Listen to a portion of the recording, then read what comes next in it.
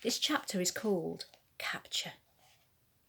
The BFG had made thousands of journeys to and from giant country over the years, but he had never in his life made one quite like this, with 9 huge helicopters roaring along just over his head. He had never before travelled in broad daylight either. He hadn't dared to, but this was different.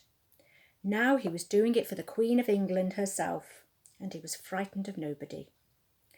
As he galloped across the British Isles with the helicopters thundering above him, people stood and gaped and wondered what on earth was going on.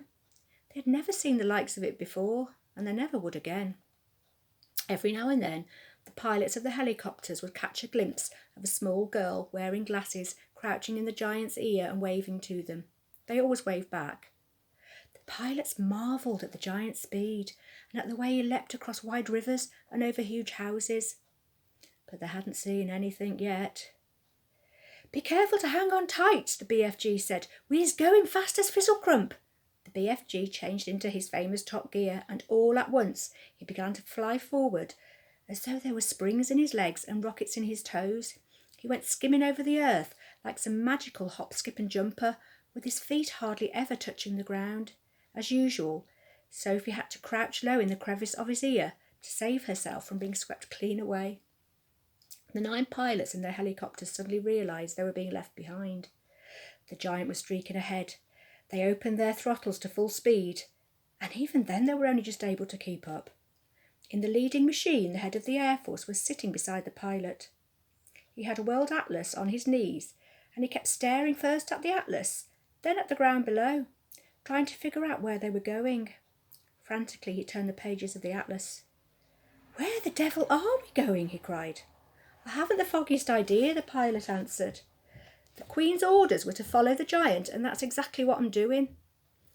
The pilot was a young Air Force officer with a bushy moustache. He was very proud of his moustache. He was quite fearless, and he loved adventure. He thought that this was a super adventure. "It's fun going to new places," he said. "New places?" shouted the head of the Air Force. "What the blazes do you mean, new places?" "This place we're flying over now isn't in the atlas, is it?" the pilot said, grinning. "You're darn right it isn't in the atlas," cried the head of the Air Force. "We've flown clear off the last page." "I expect the old giant knows where he's going," the young pilot said. "He's leading us to disaster," cried the head of the Air Force. He was shaking with fear. In the seat behind him sat the head of the army, who was even more terrified. "You don't mean to tell me we've gone right out of the atlas," he cried, leaning forward to look. "That's exactly what I am telling you," cried the Air Force man. "Look for yourself. Here's the very last map in the whole flaming atlas. We went off that over an hour ago." He turned the page. As in all atlases, there were 2 completely blank pages at the very end. "So now we must be somewhere here," he said, putting a finger on one of the blank pages. "Where's here?" cried the head of the army. The young pilot was still grinning broadly. He said to them, "That's why they always put 2 blank pages at the back of the atlas. They're for new countries. You meant to fill them in yourself." The head of the Air Force glanced down at the ground below. "Just look at this God-forsaken desert," he cried. "All the trees are dead and all the rocks are blue." "The giant has stopped," the young pilot said. "He's waving us down." The pilots throttled back the engines, and all 9 helicopters landed safely on the great yellow wasteland. Then each of them lowered a ramp from its belly. 9 jeeps, one from each helicopter, were driven down the ramps. Each jeep contained 6 soldiers and a vast quantity of thick rope and heavy chains. "I don't see any giants," the head of the army said. "The giants is all out of sight over there," the BFG told him. "But if you is taking those slosh-buckling, noisy belly-poppers any closer, all the giants is waking up at once, and then bop goes the weasel." "So you want us to proceed by jeep?" the head of the army said. "Yes," the BFG said. "But you must all be very, very hushy quiet. No roaring of motors, no shouting, no mucking about, no piggery-jokery." The BFG, with Sophie still in his ear, trotted forward, and the jeeps followed close behind. Suddenly the most dreadful rumbling noise was heard by everyone. The head of the army went pea-green in the face. "Those are guns," he cried. There is a battle raging somewhere up ahead of us. Turn back, the lot of you. Let's get out of here. Pigswiffle, the BFG said. Those noises is not guns. Of course they're guns, shouted the head of the army. I am a military man, and I know a gun when I hear one. Turn back. Those is just the giants snorting in their sleep, the BFG said. I is a giant myself, and I know a giant snortle when I is hearing one. Are you quite sure? The army man said anxiously. Positive, the BFG said. Proceed cautiously, the army man ordered. They all moved on. Then they saw them. Even at a distance, they were enough to scare the daylights out of the soldiers. But when they got close and saw what the giants really looked like, they began to sweat with fear. 9 fearsome, ugly, half-naked, 50 feet long brutes lay sprawled over the ground in various grotesque attitudes of sleep, and the sound of their snoring was indeed like gunfire in a battle. The BFG raised a hand. The jeeps all stopped. The soldiers got out. What happens if one of them wakes up? Whispered the head of the army, his knees knocking together from fear. If any of them is waking up, he will gobble you down before you can say knack jive, the BFG answered, grinning hugely. Me is the only one what won't be gobbled up, because giants is never eating giants. Me and Sophie is the only safe ones, because I is hiding her if that happens. The head of the army took several paces to the rear. So did the head of the Air Force. They climbed rather quickly back into their jeep, ready to make a fast getaway if necessary. Go forward, men, the head of the army said. Go forward and do your duty bravely. The soldiers crept forward with their ropes and chains. All of them were trembling mightily. None dared to speak a word. The BFG, with Sophie, now sitting on the palm of his hand, stood nearby watching the operation. To give the soldiers their due, they were extremely courageous. There were 6 well-trained, efficient men working on each giant, and within 10 minutes, 8 of the 9 giants had been trussed up like chickens and were still snoring contentedly. The ninth, who happened to be the Fleshlam Peter, was causing trouble for the soldiers because he was lying with his right arm tucked underneath his enormous body. It was impossible to tie his wrists and arms together without first getting that arm out from underneath him. Very, very cautiously, the 6 soldiers who were working on the Fleshlam Peter began to pull at the huge arm, trying to release it. The Fleshlam Peter opened his tiny piggy black eyes. Which of you foul pesters is wiggling my arm? He bellowed. Is that you, you rotsome man-hugger? Suddenly he saw the soldiers. In a flash he was sitting up. He looked around him. He saw more soldiers. With a roar he leapt to his feet. The soldiers, petrified with fear, froze where they were. They had no weapons with them. The head of the army put his jeep into reverse. Human beings, the Fleshlam Peter yelled. What is all you flush-bunking, rotsome, half-baked beans doing in our country? He made a grab at a soldier and swept him up in his hand. I is having early suppers today, he shouted, holding the poor squirming soldier at arm's length and roaring with laughter. Sophie, standing on the palm of the BFG's hand, was watching horror-struck. Do something, she cried. Quick, before he eats him. Put that human being down, the BFG shouted. The Fleshlam Peter turned and stared at the BFG. What is you doing here with all these grotty twiglets? He bellowed. You is making me very suspicious. The BFG made a rush at the Fleshlam Peter, but the colossal 50-foot-high giant simply knocked him out with a flick of his free arm. At the same time, Sophie fell off the BFG's palm onto the ground. Her mind was racing. She must do something. She must. She remembered the sapphire brooch the Queen had pinned onto her chest. Quickly she undid it. I is guzzling you nice and slow, the Fleshlam Peter was saying to the soldier in his hand. Then I is guzzling 10 or 20 more of you midgy little maggots down there. You is not getting away from me, because I is galloping 50 times faster than you.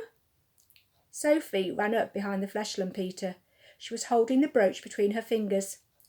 When she was right up close to the great naked, hairy legs, she rammed the 3-inch long pin of the brooch as hard as she could into the Flesh-Lumpeter's right ankle.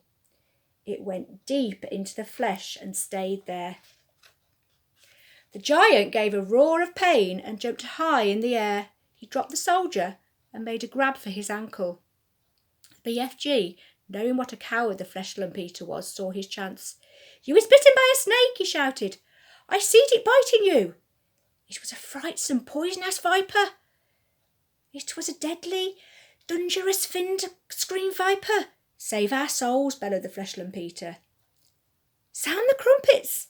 I was bitten by a specious, venomous fin-screen viper." He flopped to the ground and sat there howling his head off and clutching his ankle with both hands. His fingers felt the brooch. "The teeth of the deadly viper is still sticking into me," he yelled. "I is feeling the teeth sticking into my anklet." The BFG saw his second chance. "We must be getting those viper's teeth out at once," he cried.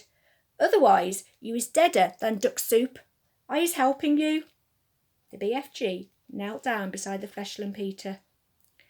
"You must grab your anklet very tight with both hands," he ordered. "That will stop the poisonous juices from the venomous viper going up your leg and into your heart." The Flesh-Lumpeter grabbed his ankle with both hands. "Now close your eyes and grittle your teeth and look up to heaven and say your prayers while I am taking out the teeth of the venomous viper," BFG said. The terrified Flesh-Lumpeter did exactly as he was told. The BFG signalled for some rope. A soldier rushed it over to him.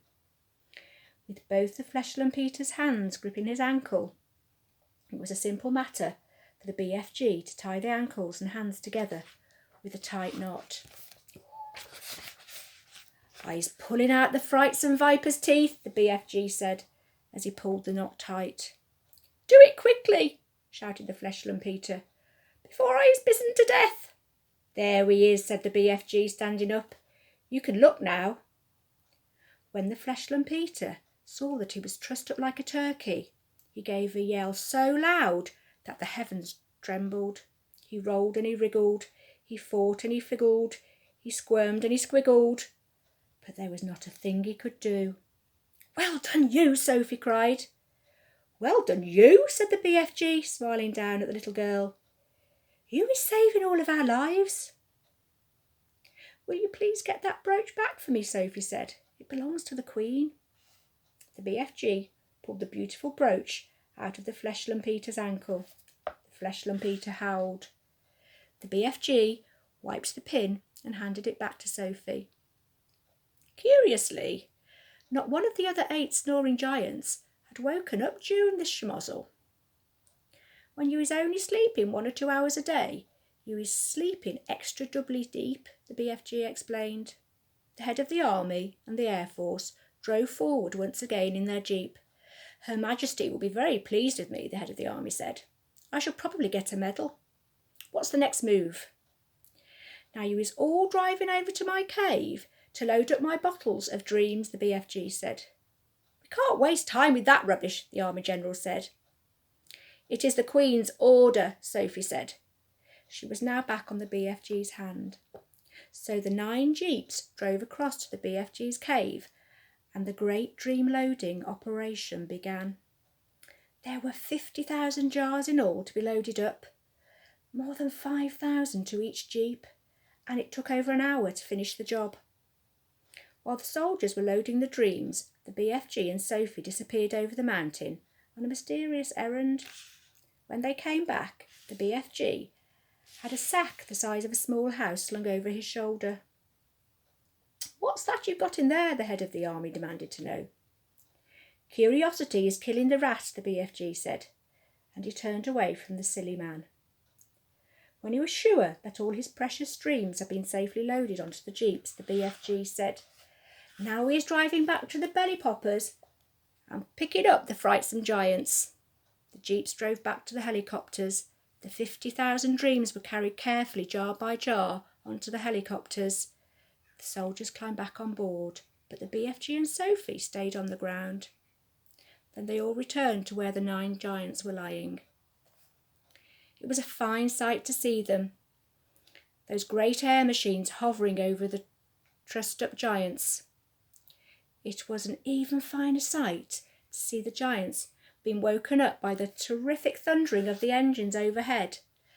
And the finest sight of all was to observe those 9 hideous brutes squirming and twisting about on the ground like a mass of mighty snakes as they tried to free themselves from the ropes and chains. "I's flush blunkled," roared the flesh lump eater. "I's split swiggled," yelled the child chewer. "I's swog swalloped," bellowed the bone cruncher. "I's goose gruggled," howled the man hugger. "I's gunsel swiped," shouted the meat dripper. "I's fluck gungled," screamed the maid masher. "I's slop groggled," squawked the gizzard gulper. "I's crod squinkled," yelled the blood bottler. "I's bot muggered," screeched the butcher boy. The 9 giant-carrying helicopters each chose a separate giant and hovered directly over him. Very strong steel hawsers with hooks on the ends of them were lowered from the front and rear of the helicopter. The BFG quickly secured the hooks to the giants' chains, one hook near the legs and the other near the arms. Then very slowly the giants were winched up into the air parallel with the ground. The giants roared and bellowed, but there was nothing they could do. The BFG, with Sophie once more resting comfortably in his ear, set off at a gallop for England. The helicopters all banked around and followed after him. It was an amazing spectacle. Those 9 helicopters winging through the sky, each with a trussed-up 50-foot-long giant slung underneath it. The giants themselves must have found it an interesting experience. They never stopped bellowing, but their howls were drowned by the noise of the engines. When it began to get dark, the helicopters switched on powerful searchlights and trained them onto the galloping giant so as to keep him in sight. They flew right through the night and arrived in England just as dawn was breaking.